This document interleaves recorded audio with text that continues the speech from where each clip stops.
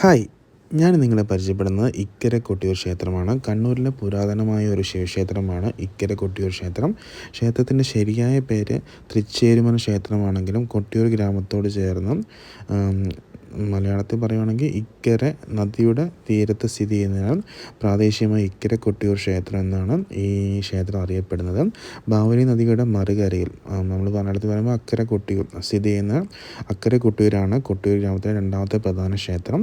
ക്ഷേത്രത്തിൽ ആരാധിക്കപ്പെടുന്ന ശിവലിംഗം മനുഷ്യരുടെ കൈകളാൽ സൃഷ്ടിക്കപ്പെട്ടതല്ലാതെ കണ്ടെത്തിയതാണ് വിശ്വസിക്കപ്പെടുന്നു. അതിനാൽ സ്വയം ജനിച്ചതെന്നാണ് ഇത് അറിയപ്പെടുന്നത്.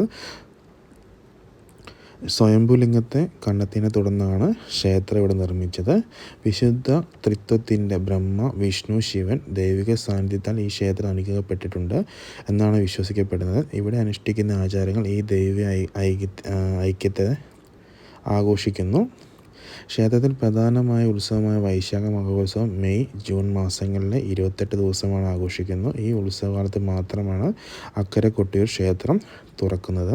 ഇവിടെ വരുന്നവർക്ക് റെയിൽവേ സ്റ്റേഷൻ വഴി വരുന്നവർക്ക് കണ്ണൂർ റെയിൽവേ സ്റ്റേഷനാണ് അടുത്ത്. അതുപോലെ തന്നെ എയർപോർട്ടാണെങ്കിലും തന്നെ കണ്ണൂർ എയർപോർട്ടാണ് അടുത്തുള്ള എയർപോർട്ട് വരുന്നത്. പിന്നെ നമ്മൾ ഇവിടെ വൈശാഖ മഹോത്സവ സമയത്ത് അക്കരെ കൊട്ടിയൂർ പോയി പ്രാർത്ഥിച്ചിട്ടാണ് നമ്മൾ ഇക്കരെ കൊട്ടിയൂർ വരിക. ആ സമയത്ത് ഇവിടെ പൂജകളും കാര്യങ്ങളൊന്നും ഉണ്ടായിരിക്കുന്നതല്ല. അപ്പം കൊട്ടിയൂർ അമ്പലത്തിൽ വരുന്നവർ ഇക്കരെ കൊട്ടിയൂരും അക്കരെ കൊട്ടിയൂരും ഓപ്പൺ ആവുന്നത് നമ്മുടെ ഉത്സവകാലത്ത് മാത്രമാണ്.